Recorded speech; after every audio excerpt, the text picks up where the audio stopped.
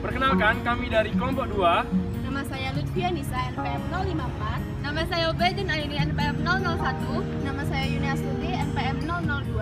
Nama saya Sabrina Naila, NPM 061. Nama saya Ranita Oktavianti, NPM 023. Dan nama saya Muhammad Rian Hidayat. Kami akan menyajikan materi yang berkenaan mengenai identitas nasional, HAM, Rule of Law, dan demokrasi. Selamat menyaksikan!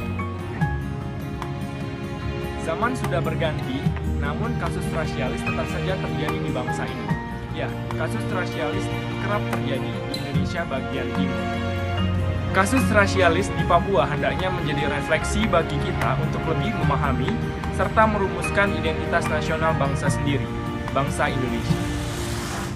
Jika berbicara mengenai identitas nasional, maka identitas nasional diartikan sebagai suatu karakteristik atau jati diri suatu bangsa yang membedakan satu bangsa dengan bangsa lainnya. Atau jika kita relasikan dengan bangsa Indonesia, maka identitas nasional adalah wujud aktualisasi dari Pancasila ke kehidupan kita sehari-hari. Selanjutnya, di sini saya akan menjelaskan tentang identitas nasional dalam proses berbangsa dan bernegara.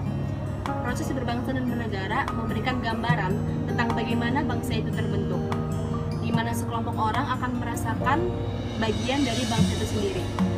Negara merupakan organisasi yang mewadahi suatu bangsa, dan bangsa itu akan merasakan pentingnya akan keberadaan negara tersebut, sehingga timbullah kesadaran dari bangsa itu untuk mempertahankan suatu negara tersebut melalui upaya bela negara.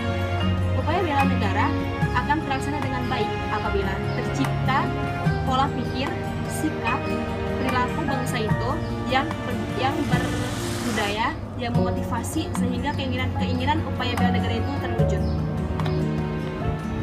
Selanjutnya, saya akan menjelaskan mengenai konstitusi dan rule of law.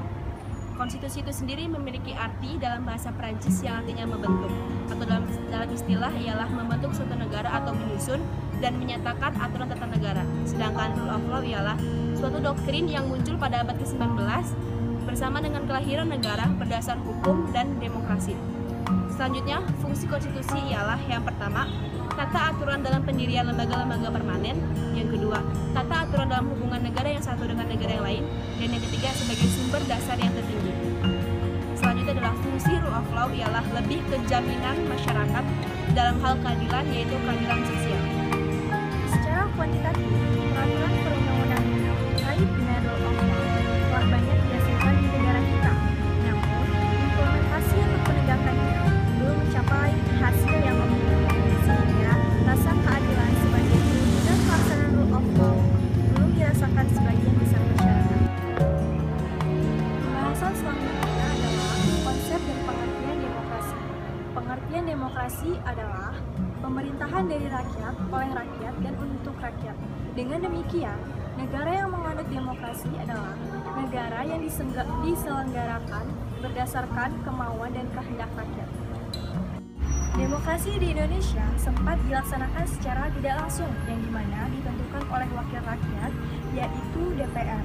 Dan pada tahun 2019, demokrasi di Indonesia dilaksanakan secara langsung, yang melibatkan secara langsung rakyat dan berasaskan luber jurdil, yaitu langsung, umum, bebas, rahasia, jujur, dan adil. Pemahaman pilar-pilar demokrasi.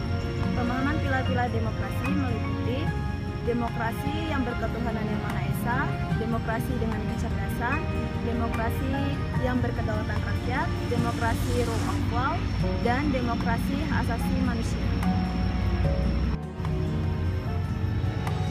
Kemudian ada prinsip-prinsip hak asasi manusia. Prinsip-prinsip hak asasi manusia ini bertujuan untuk melindungi hak-hak tertentu dari manusia tersebut, yaitu ada 3 prinsip hak asasi manusia. Yang pertama ada prinsip kesetaraan, kedua ada prinsip diskriminasi, dan yang ketiga adalah kewajiban positif untuk melindungi hak-hak tertentu. Dan setelah itu di Amerika ada 4 kebebasan untuk mengakui hak-hak asasi manusia rakyatnya, yaitu ada kebebasan berbicara dan mengemukakan pendapat, kebebasan untuk memeluk agama, kebebasan dari rasa ketakutan, dan kebebasan dari kemiskinan. Lalu perkembangan hak asasi manusia dalam ketatanegaraan Republik Indonesia. Wacana hak asasi manusia bukanlah hal asing dalam ketatanegaraan Republik Indonesia, yang berartikan bahwa percikan-percikan pemikiran dari para pendiri bangsa telah memikirkan harkat martabat perjuangan rakyat Indonesia. Pada awal kemerdekaan Republik Indonesia, perkembangan hak asasi manusia telah dicetuskan oleh para pendiri bangsa dalam sila-sila Pancasila yang memuat tentang perjuangan rakyat Indonesia. Dalam masa Orde Lama, terdapat aktualisasi semangat-semangatnya dalam penerapan hak asasi manusia ditandai dengan penerapan demokrasi parlementer. Pada masa Orde Baru, terjadi banyak kasus-kasus seperti korupsi, kolusi, dan nepotisme. Pada masa reformasi, terjadi perbandingan kebijakan dari Orde Baru menuju reformasi sehingga terjadi perubahan yang cukup baik.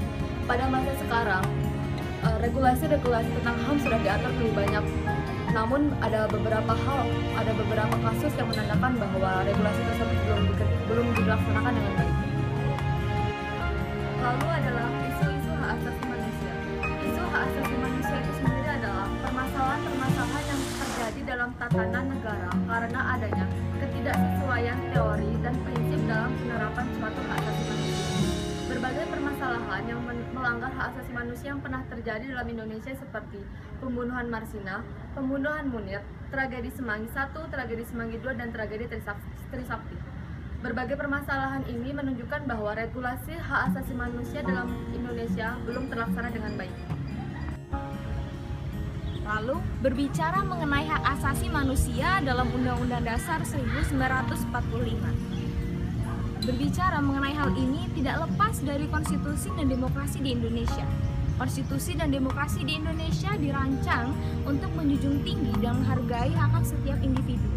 Hal ini dinyatakan dalam pembukaan Undang-Undang Dasar 1945 alinea keempat dan 5 butir Pancasila.